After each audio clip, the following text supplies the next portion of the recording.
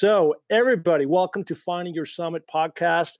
This is the live version. This is all about people overcoming adversity and finding their way. And before I get to this week's amazing guest, I just want to remind everybody that if they want to find out more about what's going on with me or check out more of my podcast, you can do that at www.markpattisonnfl.com. And there you can find, again, more of my podcasts. I would appreciate any kind of ratings and review you might want to give on iTunes. It's all about popularity with iTunes. It's not about me. It's about these amazing people like I have today on the pod to share their stories of inspiration that really give a lift to everyone. I need it too. I also have something called Amelia's Everest. My daughter has epilepsy, and we partner with the National Epilepsy Foundation. And we are raising money to go towards money and awareness to that great cause. My hope is one day my daughter will be cured of that disease. I know there's a lot of other people out there that have seizures as well.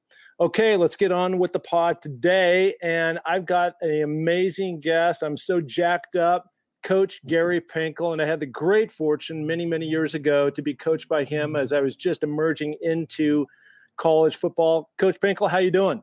I'm doing great, Mark. How you doing? Gosh, I mean, it's bizarre how time goes by, and I want to give you some props here. You've gone on, and this I don't think is really any kind of a big secret to the guys that played for you many years ago at the University of Washington, myself included. You were such a guiding light, I think. You, the rest of the coaching staff, and of course, Coach James, in terms of who I am today. Really creating that foundational piece of what it takes to play at that kind of level. And, those were amazing years. Before I get there, and I want to kind of reset your career a little bit, you've had a couple bouts with cancer. You've had this phenomenal run in college football. You were the coach of the year in 3 different conferences. You're one of 3 the most winningest coach of all time behind Paul Bear Bryant and Steve Spurrier. It's in a very elite group that you've been in. And then all of a sudden, this little thing called cancer sneaks up on you, and it more or less forces you to resign from a profession that you've been in for 39 years. So how are you doing, and how did you deal with that? Well, I'm doing fine now. It happened in 2015. We had just won. I think we won. We were 2014. We were ranked at the end 15th. We were ranked 5th, I think, in 13. And it was just, I had a lump on my neck and didn't think it was much of it. And I went in our trainer, we got it tested. And it was actually about 3 weeks ago, 5 years ago. And all of a sudden, he said, I think you should have it looked at. And so we went and looked at it. And they looked at it, and they looked at me, and they said, well, we're concerned. And I said, well, just tell me what you think it is. Because they're going to do a biopsy. Well, we think it's lymphoma. And I looked at him. He said, so let's test this. So they tested it. Came back 2 days later, and he looked me in the eye and said, you have cancer. And I just was, I've been really healthy my whole life, and I get into my brother and sister later. But it was, I feel for all those folks out there with cancer now. I mean, we're all on the same team. So I had to make a decision there. I just signed a 6-year new contract, and I didn't know what my cancer, if it was going to last for 2 years, 5 years, 10 years, 20 years. I didn't know. But I think, Mark, for me was I had to make a decision 5 years ago that I didn't want to work 35 weeks out of the year, 80 hours of those 35 weeks and miss all time with family, friends, and everybody. I got 8 grandkids. And I just said, I'm not going to risk doing that because it just would break my heart if I did that. So I love coaching. I absolutely love it. I was so fortunate, so blessed, but I decided to do it. And I retired, and I went immediately. I started doing chemo in Mayo, which is about a 6-hour drive from central Missouri here, Columbia. And was pretty clean for about 3 years. And then a year and a half ago, came back in a particular area. So I'm managing it. There's some people with a lot worse cancers than me. The window that we have, I don't know. I'm just very fortunate every day. I feel blessed every day. And I've really always been like that. But, for me, it was just something that it's the mental side of it. And to all the folks out there with cancer, number one, God bless you. Okay. Number two is just keep battling. You got to battle whatever the battle is, whatever theirs is, you got to battle. I know that. I know, and the attitude that you have is going to be real important, and you get good people around you. And I'm fortunate to have, be able to check all those things off. That's just incredible. There's a lot of things here I want to unpack. So number one, when you came to the decision, so there's two defining moments. It's the moment one where the medical doctor comes up to you and say, "Hey, listen, I got some bad news," and they break you the news. And so that probably hits you like a Mack truck, right? Yeah, for me, I mean, I remember driving back. My wife dropped her off, we'd do something, and I remember just for the next week, 2 weeks, I'd just be driving around. We'd hit a red light, a stoplight, and I'd be looking at I'd just look at this, look. I go, I got in the rearview mirror. I got cancer. I mean, I couldn't even believe it. I didn't, and so I understand. Those folks out there who everybody's touched by cancer. I don't know any person that I know that someone in their family somewhere, friends, have cancer. So, and they're doing amazing things now too. So I always talk to people about you give a little bit of money to cancer research. People go, I gave $20, $50, $100 to cancer research, like it's no big deal. It's a big deal because we're winning the battle against cancer. We are, not only nationally but internationally. And for people, I just want to encourage people. It doesn't matter how small it is. It's a big deal. You're making a difference in the fight against cancer when you give, so that they can run studies and do the things necessary to come up with cures. Yeah, that's just incredible. So you have that one impactful moment, of just trying to ingest it and understand it. And now what am I going to do to go forward? And then there's this second mega decision in terms of being so successful. You're actually the most successful coach ever at the University of Missouri. And to go through that process, to think about what your future looks like. You just signed a new contract, and to step up, talk to your AD, and like, this is it. I'm gonna take a timeout. I'm gonna go deal with this. I'm gonna resign from coaching football. At that moment in time, I mean, was that a like you knew that in that minute, or was that more of an evolving process? Mark, it was an evolving process because we were headed into that. Happened, right in the middle of the summer there, or right in April, and then we started the next season, the 15 season, and I was still the head coach there. Our athletic director knew about it. We had other, a couple of people at the university knew about it. That's a different story, but anyway, that in itself was. I just told him that I had it, but I didn't tell him I was going to retire. And just as the time was going week after week after week after week through that season, it got to the point where I just, came home one day in September, and I talked to my wife a lot about it too. But I made a decision. I prayed about it a lot. That was, that's been a great strength for me for my whole life. And I also, I didn't get in it for money. And I wasn't going to stay in it for money. Okay. When I got into coaching, the coaches didn't make very much. I just love coaching. I've been blessed to have it. And I just signed a new year contract that was going to pay me $4.4 million a year.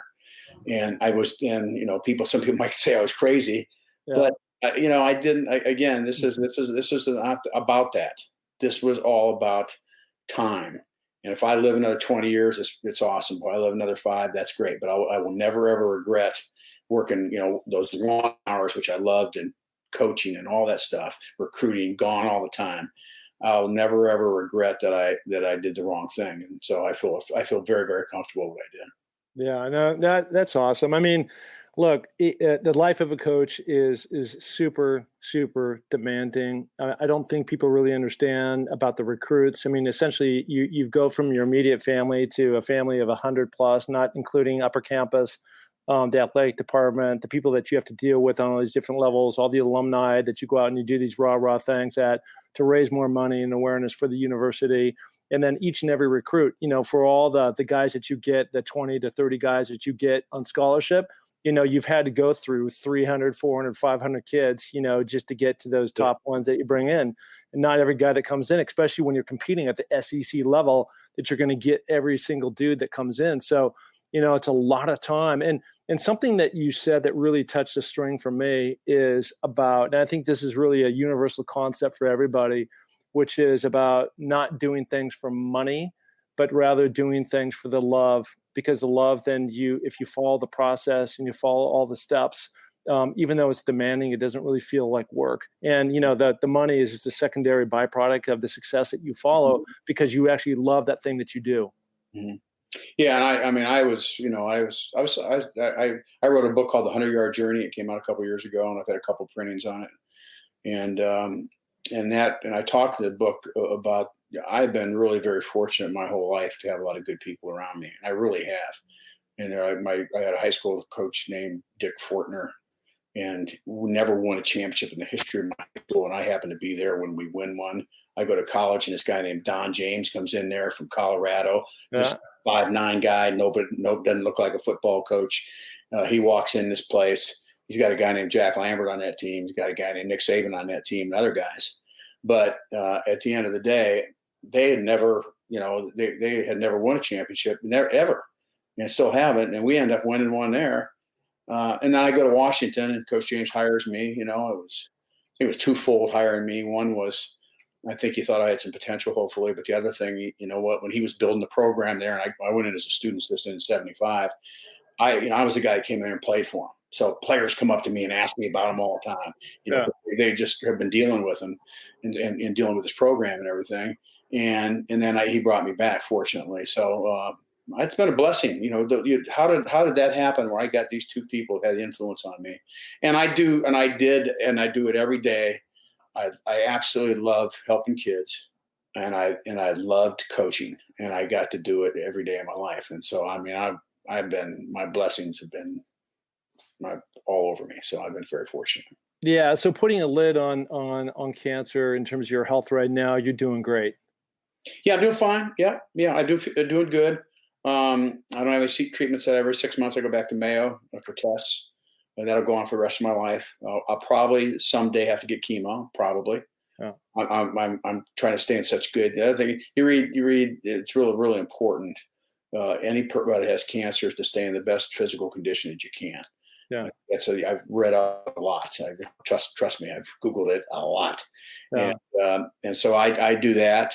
And so that's what I'm going to do. I manage it. And I certainly, like I mentioned before, the importance of research is mammoth out there. And thanks all those people because you're making a difference. You really are. Yeah. I know, because I remember that when all the assistant coaches used to go into Heck Ed and play basketball, you guys would do your 3-on-3 or 4-on-4 and just have fun and work up that sweat. And you've always been in great shape. So you've always been leading that type of healthy lifestyle. But that's really what I've done. I was a gym rat, when I was a little kid growing up, all the way through and into college and the NFL, and I just never stopped. And so I really like to think of those things of being on the front end of it versus where some people get sick and then they make this big discovery about going on Google and, what's a healthy lifestyle. Yes. And then, trying to solve the problem after the damage has been done. Right. Sometimes that's too late too. I mean, that's that you can't. So anyway, I've been very fortunate. I got 8 grandkids. And so, the oldest is going to get their license. That makes me feel a little bit older, just to have a grandchild that's going to be driving a car. Yeah. So, but they all live in Missouri. And so, I got a lot of blessings. Yeah. So I want to go back to one thing that was interesting, and I just didn't realize it at the time, but you actually were at Washington for a long time. I know there was that you were assistant coach, but then they called you back. And then a couple of years later, I showed up as a gangly freshman, 1980. But I mean, gosh, you were there for 13, 14 years. And, again, and you mentioned this before, it's just the way that the whole world shifted, the way the sports shifted and the way the NCAA shifted in terms of the money that later, I remember asking a couple of the coaches, like, hey, should I ever get in coaching? And they're like, don't get into it. There's no money in it, and that was those days. But we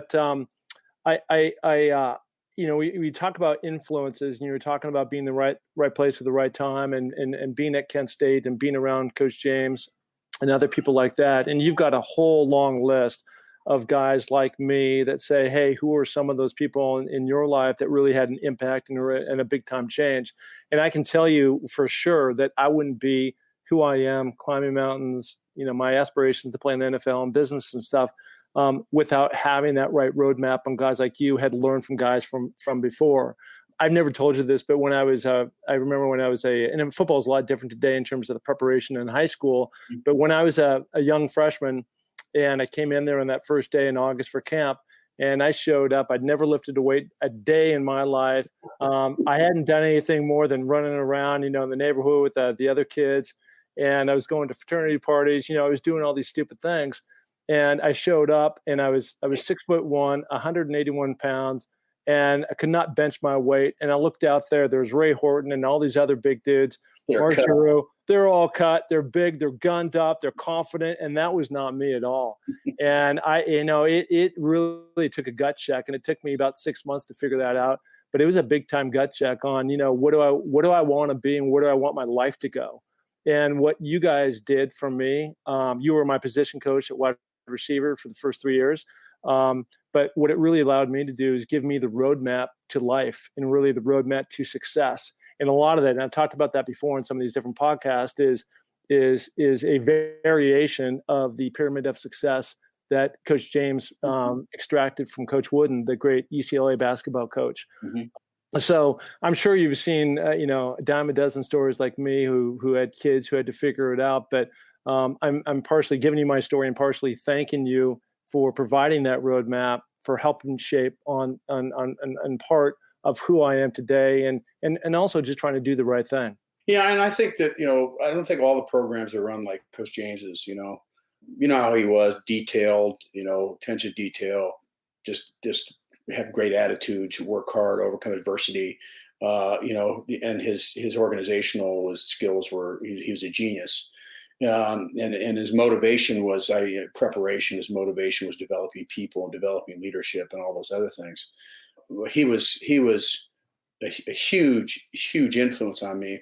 And his program, what I liked about it, his program was designed to help you be a better person too. You have to be accountable. You have to be responsible. You got to be here at the right time. You got to be punctual. You have to learn to overcome adversity. That's one of the great things we all learn. But people that we're fortunate to play college football too, and the adversity and things grow a lot different than when you're in high school. And learning the skills to handle defeat, and keeping a great attitude and not having excuses, and I can go on and on and on that I taught in our program that I got from Coach James. And we did a lot more than try to win football games. It was our job, as our responsibility to help develop people. And Coach James had me influence, and I thank you, Mark, that you felt the same influence. We both played for the same guy, and it was very, very, very, very fortunate. And it's not easy, but life's not easy either. So as you said, you walked every freshman year, you're out there at that field going, what the heck am I doing here? And what, through time, you could have quit, you could have whatever. And that, again, nothing, if somebody wants to do it, that's fine. But that, you just notched up a few notches, then you got a little better and a little better, and your confidence level goes. But the whole program they have is designed that way. That they put the depth up every day. You want to see it, that we don't hide things around here. And I'm glad that his program and, a little bit of my coaching had some influence, because that's a responsibility, certainly that I have. Well, I think one of the things that Coach James did too back in those days is not, he had a great eye for talent. So you certainly were part of that. And then we had a bunch of other coaches that were on that staff, Coach Dorr and the defensive coaches, Lambright, the rest of the gang that, right? They drove every guy. And in my freshman year, when I came in my freshman class, I should say, that really became the nucleus for that Orange Bowl team that we went back to Oklahoma or Miami and beat Oklahoma. Yeah. I think that's kind of, Coach James creates that environment with those coaches. A lot of coaches bring their assistants in and just do your thing. If you have any problems, let me know, do your thing. Well, we didn't do our thing. We had standards for how we teach our players. We had standards, we can't grab players. We have standards, that our players got to be on time. We got to be on time. We had all this infrastructure is all set in there. And I think what that did, and, Chick Harris, I'm trying to think of, did not leave anybody out, Skip all those guys, we're a great group of people. But we were all alike, and we're different personalities, but we were all alike in the same way. We're assistant coaches at the University of Washington. We had a responsibility how we treated our players, how we motivated our players, and we were not shooting from the hip. we were in meetings talking about these things, and Coach James would critique these things if he ever saw them out of balance, so that we could all learn as coaches, so we could be better coaches and be better mentors. So it's a very good point. There's a lot of great people that were there, and that there's a correlation with winning and having great people around too. What is your biggest takeaway? What's the thing that you do the most similar? And I'm visualizing like Coach Pinkel up on a tower in Missouri. That was classic. You know, I'm not sure where he got that, but I don't think a lot of coaches do that today. No, they don't. You know, Coach James used to get. I mean, he was up when I played for him. He was up in the tower, just taking notes. Yeah. But he coached his coaches. That's what he did. He coached his coaches. He'd watch personnel. He'd take notes all day on all the personnel. We'd go through the personnel every meeting we ever had in there. We'd go through every player on the team in evaluation. But I think the way I learned most from him, everything, organizational skills, learning how to handle adversity. You know, we have a big thing with our players now. You know, we're in August and we're doing a lot more meeting at that time and after the practices. And I have a meeting and just, okay, this is how we're going to handle adversity. The whole team's in there. This is how we're going to handle adversity. We're going to have a great attitude. We're going to come up with a plan. We're going to have a great work ethic, and we have this thing called perseverance, and that's the fuel.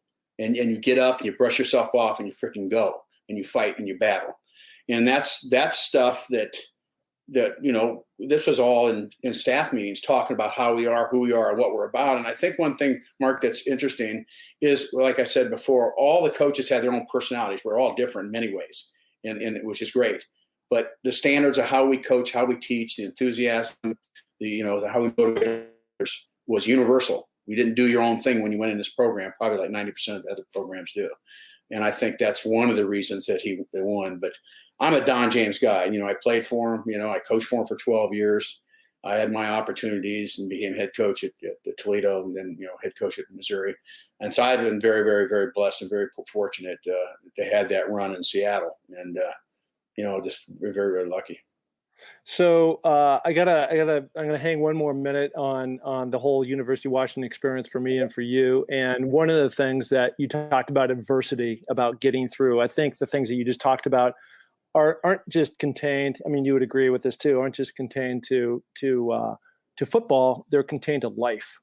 So one of the things you used to say to me all the time, and something that I have said many times, and to my buddies, especially one of the guys I'm still tight with are Hugh Millen and Jim Mora. And if something comes up, add both those guys for me, okay? Absolutely. Don't tell me about the pain. Just show me the baby. That was something you used to say all the time. We would come back, we complain, Coach, there's too many sprints. It's too hot. Let's do this. And you're just like, nonsense, man. Just get out of my face. And it's the bottom line, right? So when I use that term at speaking engagements sometimes, and there were women in the crowd, I had to kind of preface myself a little bit that, you gotta kind of say it the little right way and to get it done. But I tell how tough women are, which they are at the end of the day. So, that was fun. We had a great group of guys, and, to top that off, with the Orange Bowl win was really an incredible season. Well, you talk about adversity. What a incredible experience for a guy like Hugh Millen, who was benched 3 games earlier. I don't know if you remember that, but he was benched 3 games earlier, and he just hung in there. He had a great 2 weeks of practice down in Miami, and things went a little sideways for Paul Sicaro that was in there at the time. Yeah. And then Hugh came back in, 4 or 5 minutes to go in the game, and throws a ball to me. I catch in the end zone, and we go on to win the game. And, he became the hero, and he only completed 2 passes, but he went on to start that next year, and you're the quarterback coach. I think you're the offensive coordinator by that time. Yeah. It was really great. It was a great win. We were playing remarkable defense that year, so we were kind of ultra conservative. But at the end of the day, it worked out. But that was obviously that was a great night, when that happened for all of us. And it was amazing. I'll never forget about it. I got a photo in here hanging on my wall with Coach James standing outside the Orange Bowl with a photo. And it was what a great year. Ended up second in the nation. And it was, we were there 2 weeks too. Remember how long we used to stay for those January? Awesome. We stayed forever. Yeah. He said, It was we great. tired you all out. We tired you out. Well, let's go play football so we can go home. Yeah. Well, why would you? Yeah, yeah. So I want to make that bridge because you talked about, that 1984 season. It was the '85 Orange Bowl. We had so much flipping NFL talent on that team on both sides of the ball. The defense, for all good reason, gets a lot of the credit. They were known as the Purple Rain. And one of the things I felt that we were always held back, and then I see you go on to Toledo. So now you emerge out of the University of Washington. You get that head coaching gig at Toledo. You go off. You're coached there for 10, 11 years. You have a wild 10 years. You have a great successful run. And the thing that was watching you is that you were throwing the ball all over the field. You had receivers on the field. And I was just like, hello. We had, Anthony Allen, Paul Scanzi, myself, Danny Green, Lonzo Hill. We had all these great players that all of them went on to the NFL, right? And most of us were on the bench at the time because we were only playing with 2 wide receivers at the time. So where was that shift for you? Where you said, you know what, this is my show now, and this is the way I want to run it? It was at Toledo. I had 2 shifts. I had one at Toledo where I just felt we had to, the way our defense was, that I felt we had to, we had to score more points. We weren't as consistent. We did great things on defense, but we had to score more points. So we spread things out quite a bit more there. We did quite a few things. We had some good quarterbacks there too. As I've been blessed to have quarterbacks my whole life too. Just I don't know why, but that's happened. But that's what happened. And then when it was really the big change is when I went to Missouri. And that's a program that had 2 winning seasons in 17 years. It was remarkably difficult to change the culture. But Texas Tech didn't have any better players than us, and they were throwing the ball like Washington State did 95% of the time almost. That's an exaggeration. And they're going to bowls every year. And we got better players, and we're more conservative on offense. So that's when we really flipped. We really flipped. And we became an attack, throw, vertical, everything, option throw football team, and which really served us well. And there's one thing you eventually you got to change. You got to do what you think's the right thing to do to win and be successful, and that's something that I learned to do. No, it was incredible, and I think it was also at a time that the offensive strategy was also shifting. So is one, you embracing it, 2, having some common sense and saying, what's going on in here with this guy, with these teams, because they're going to bowl games and we're not, and we have better players, so we have to do whatever we have to do to change, not necessarily the culture, but just the system, which you did. And then, momentum gets momentum. I mean, I always say, success leaves clues. Right. And essentially that's what you're doing. You're looking at a different team and saying, hey, this is working. So, maybe they're onto something. Yeah. And you getting back to my last years as coordinator at Washington, we did pick them. When you left, we did pick it up. Yeah. We got Gilby on our staff. Keith Gilbertson had a huge influence on our offense. I was from Ohio guy, more conservative, and I was kind of around that, that part. And then, and we were really good friends. And he came in and did really, really an awesome job. And, and he had a huge influence himself. So that started it. But it really opened up even a lot more, when we went on. And the Washington job was, a lot of people said I should have never taken it because, it was really difficult to turn. I mean, really difficult to turn. But we just stuck to what we believed in and got rolling. Yeah, well, actually, you remind me, back in the day that there was an opportunity, and I can't remember if this was a switch from Missouri to come back to Washington. There was an opportunity, or from Toledo to come back to Washington. But you were right there, and it was such a bummer. And I'm sure hindsight is 2020, and you've gone on. I know you're like legendary Don James type in the area that you live in around Missouri. But how close were you to for that whole deal going down? Well, I think what we had to do. I mean, we had to change our culture. I mean, if that's what you're asking me, Mark. You talk about how difficult it was. No, I'm asking for I think you were close to being offered the job to coach the University of Washington. Oh, you want to touch on it? Yeah. I was real disappointed. I interviewed. think, and they went a different direction. They called me on a Thursday and told me a different direction, and I was real disappointed because I thought I could have gone done in there. And they said they want to get away from the Don James way, which that's their deal. And then several years later, 2010, when I think it changed again, I think we won 10 or 11 games that year. I was supposed to meet some people at our convention, and I canceled when I was down there. I just didn't want to make the move if I would end up getting the job or something. So anyway, it was always be a Husky. I always will be a Husky.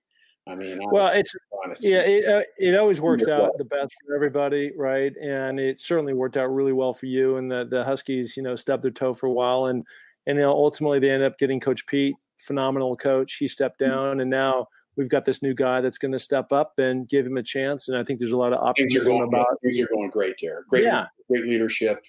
Your AD, she's awesome, and there's a lot of great things going on. I was there 12 years, man. We went to 11 bowls in 12 years and raised my kids there, and always be a Washington Husky, man. That'll never ever change unless we plan.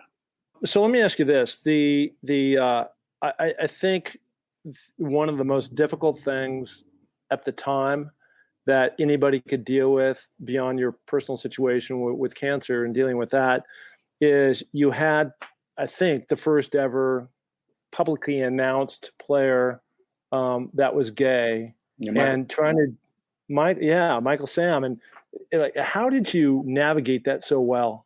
I mean, because there are so many stick points. Just you put your toe a little bit over here, over there. It just you're just right on the cliff.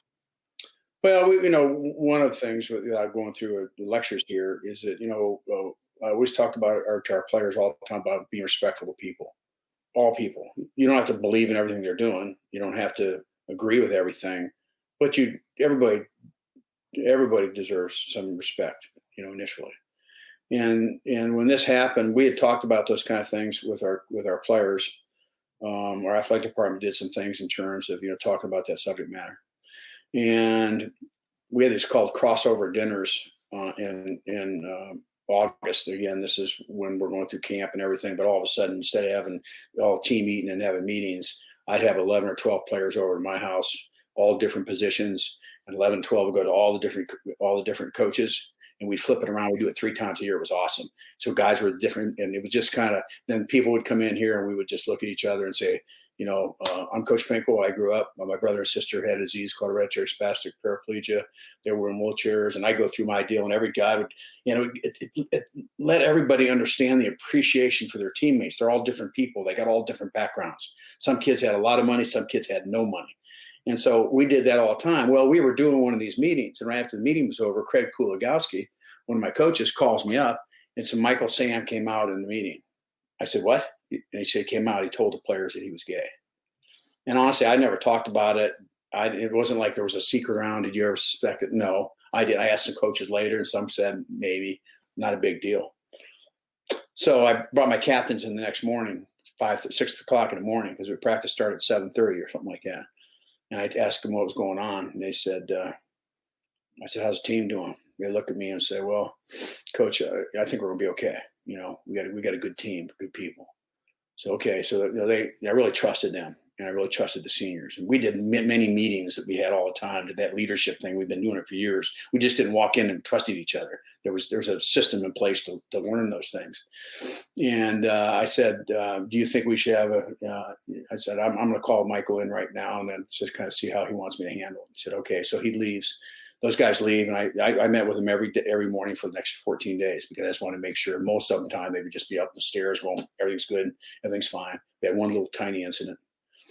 But Michael Sam came in right after them, and I gave him a hug, and I said, how you doing, buddy? I said, I'm doing okay, Coach. And he goes, I says, well, how you want to do this? Do you want to make a statement, me to make a statement as you a member of our team and how much you're loved and supported here, or how do you want to handle it? He said, I don't want a big scene on me, Coach. I don't know, and I don't want to do that. And I said, well, we're going to talk, as we always do all the time. We're just let it go. If that changes at all, if anything comes up that you need to talk to me about, do it. And he had a great relationship with the position coach and a lot of guys, because we worked on unity, we worked on that stuff all the time, not just because it happened. And interestingly enough, you fast forward it, nothing happened during the season. And, he did it right, I think right before the draft, right after our bowl game. And he came out publicly, and I'm on Good Morning America. I'm on, ESPN. I'm on all those things. And they said, how in the world can that happen in August? And no one player made a public comment or statement about it. Well, that team ended up fourth in the nation. Okay. That team was a great football team, but man, they were tight. And it was like this, when they found out he has it, that's fine. We respect him. That's his life. He can do what he can do. And it's, I got your back deal. And I get chills thinking about it. I was so very proud that we had that kind of a team and infrastructure, and we had that, and that we talked about. This isn't the first time this came up. This is part of things we talked about, being respectful to all people all the time. And make a long story short, it was talk too much about it, but it was a really neat thing for me to see our team and the strength of our team, and certainly Michael Sam, his strength to be able to come out and do something like that. I think all these things have connection points to them, and I've got on the screen. You can see attitude reflects leadership, and when you have all those, you talked about meeting 3 times a year in these different batches and getting the people to stand up and really get to know their lives, in the background beyond just what they see on the field. I think it's just a derivative towards leadership, because now you're implementing the right kind of attitude that you need to have a winning environment to thrive in. And it makes no sense to tear somebody apart or down just because they think differently or do things differently. Right. Attitude's everything. Yeah. We were taught that by Coach James. We were taught everything, your attitude. And I used to tell our players that, your attitude is free. My players would be making fun of me. We're running out to practice, and I'd talk about attitude the night before or something. They'd be running and say, Coach, attitude is free. Everybody can have it. They just they were dogging me bad, man. They were but that meant they got it. That learning how to control your attitude. We did a lot of stuff in that. We didn't just talk about having a good attitude. We talked about how you control your attitude, how you feel it's coming on, how you get it going in the right direction.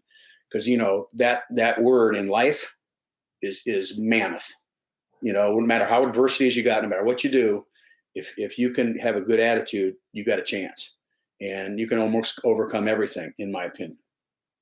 Yeah, I when you say that, I'm thinking back to a time when I've got my 5-year-old daughter Claudette, and Hugh Millen, who's got these gigantic hands, and he gets right in her face. He's 6'4", 6'5".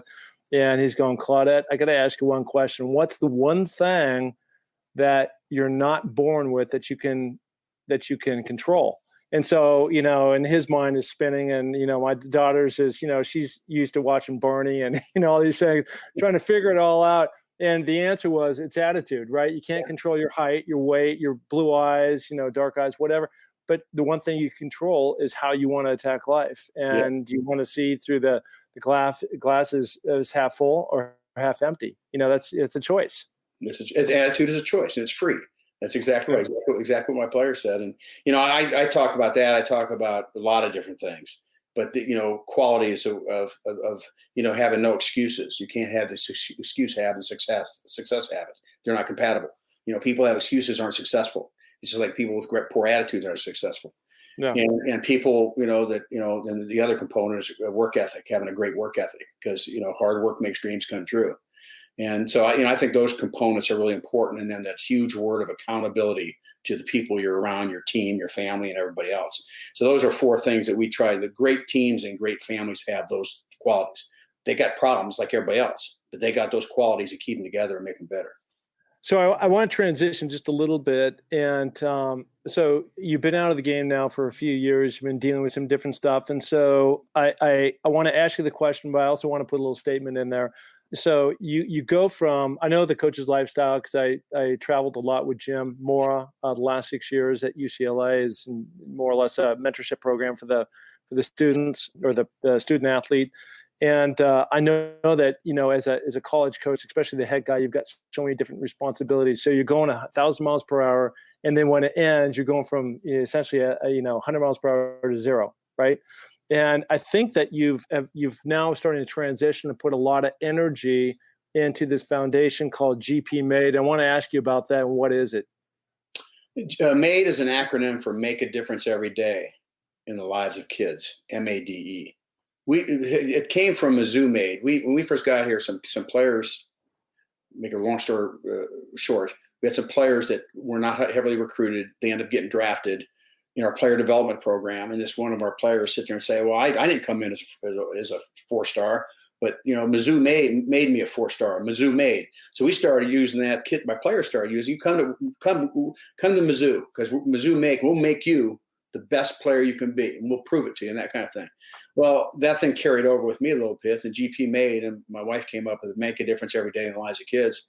And really, how that happened, how I got to that, Mark, is I'm doing talks in teamwork and leadership, and I like that kind of stuff to do and everything, but something was missing. And then, but a lot of people would ask me, what do you miss? And I said, I missed 2 things. I missed game day. I missed putting my headset on, and I was gone for 4 hours. I was in a zone for 4 hours. I missed that, but I really missed taking care of my players. I missed hugging them, loving them, seeing them, getting them at 18, seeing them leave when they're 22, and they're different people and they're better people, because it's a lot of things we do. And so that's my wife. Then about a year and a half ago, she grabs me and she goes, "Are you doing okay?" I said, "I'm okay." And she goes, I said, "I really miss coaching my players. I'm not just being around them." And she said, "Well, why don't you start a foundation?" And that's how we did it. So it's called the GP Made, for GP for Gary Pinkel, obviously. MADE's an acronym for Make a Difference Every Day, and it's in the lives of children. And so we have 3. We started last April 25th, I think it was, something like that. I think we raised about $320,000 in the first year. And when I see a lot more things, we started scholarship programs in St. Louis and Kansas City and mid-Missouri. So we got about 26 scholarships floating there. Hopefully we can double those every year. And hopefully we're going to have 100 scholarships in each one of those cities. And so, but what the pillars are for things that are in my life. My brother and sister were in wheelchairs, so kids with physical challenges. And in many ways. And so that's one component through grants and such that we would assist that. It's kids that have leukemia and lymphoma. We just made a big contribution, the GP Made Foundation, to the Leukemia and Lymphoma Society for research to help kids. And then the other pillar that we have is kids that come from really, really difficult backgrounds. And in recruiting, and a lot of your teammates, some of those guys were so fortunate to have just really awesome homes and such. But I went in some homes that I just couldn't even believe that these kids could turn out like this. And so we want to help kids like that. Scholarship's important. Obviously, there's a lot of different ways, grant-wise also. And so that's where all our money's going. And I want to build it and make it better and better and better. And you know what? For me, I'm doing something significant again. It's significant what I'm doing. I'm helping kids. And so I'm real excited about that, and it's been really good. I'm a big country music fan, and one of my Tim McGraw, I'm sure you've heard of him, and he's got this phenomenal song called "Humble and Kind." And there's in one of the last lyrics, it talks about when you get to where you're going, make sure you turn around and help the next person in line, and remember to always be humble and kind. And it really it takes to heart to me to listen to guys like you. I mentioned this before. I created this campaign called Amelia's Everest, and my daughter has epilepsy. She's 21 right now. She's had it since she was 8. And, to go, and I had put a goal earlier this year before I was heading off to Everest to raise $29,029, which is the height of Mount Everest. And we were able to raise that in a night. And so blessed and fortunate. And now I'm setting another goal called Amelia's Everest, the Lotse Challenge, because we talked about this earlier about going and raising another $27,940 on top of that, just because I'm going to take on that mountain as well. And at the end of the day, it's not about my accomplishment; it's about what I can do to raise awareness, and it's just like what you're doing, to give back and an opportunity to help others. And the amount of awareness and people that have come up to me and said, "You don't even know how much we appreciate you doing this," mainly because of the shame that we have felt from having this thing called epilepsy, has been incredible. And it's really helped my daughter out, a number of different ways as well. Awesome. Well, thank you for that too. And I think it's awesome what you're doing. I mean, I climbed Mount Rainier back in '83 with Coach I James. remember that. Yeah. And I'm telling you, I would never do it again. But that was one of the greatest experiences I've ever had in my life. And but I'm not as mentally tough as you.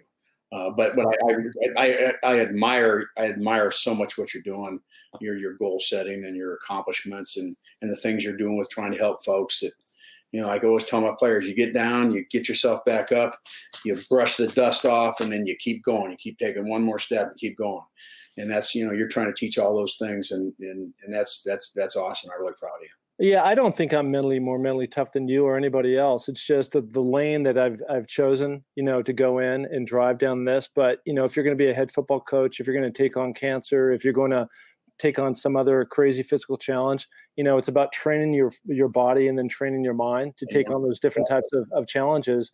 And we all do different things. And, my motivation, am I motivated because I love working out? Yes. Am I motivated because I want to try to make a difference and help my daughter? Yes.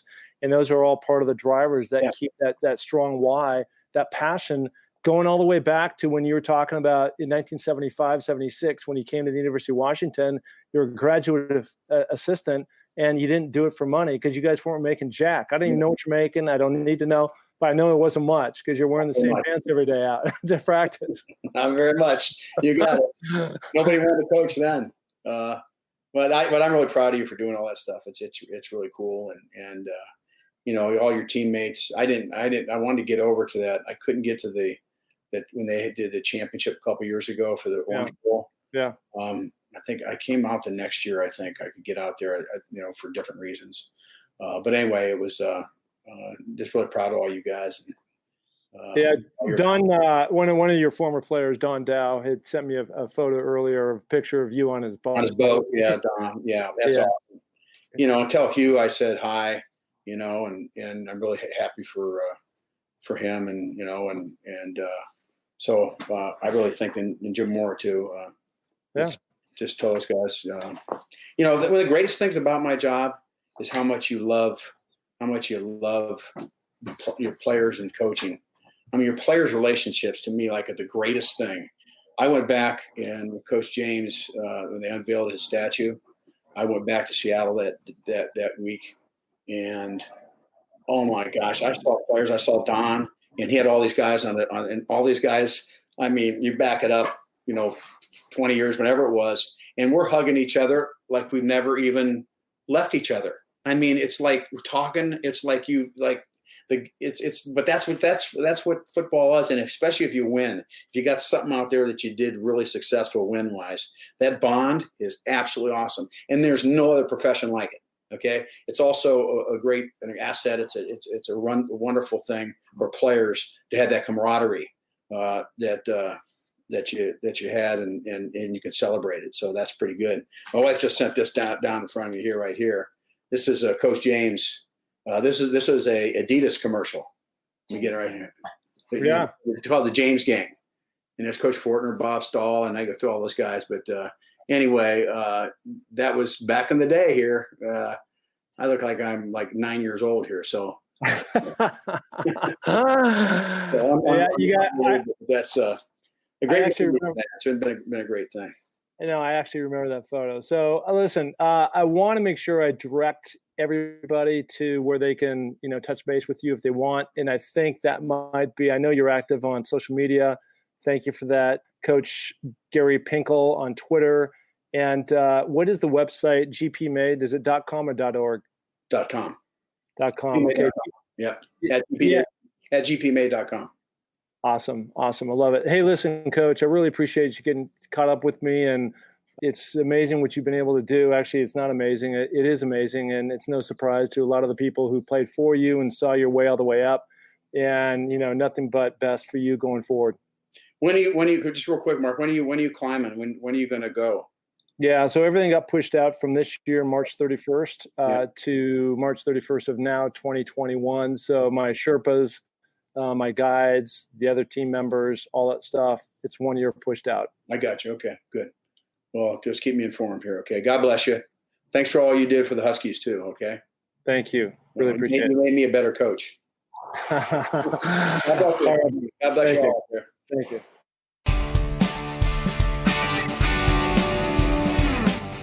Hey, and thank you so much for listening to the Find Your Summit podcast. We are so glad to have you along for this journey.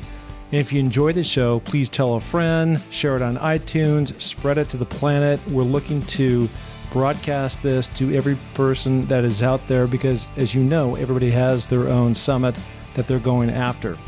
Okay, if you're looking to follow my journey, you can find that through my social links on markpattisionnfl.com. That's Mark, M-A-R-K, Pattison, P-A-T-T-I-S-O-N, NFL.com. So, until the next podcast, just remember, clear eyes, full hearts, and remember, it takes a little more to make a champion, so make it happen. Thank you. Bye.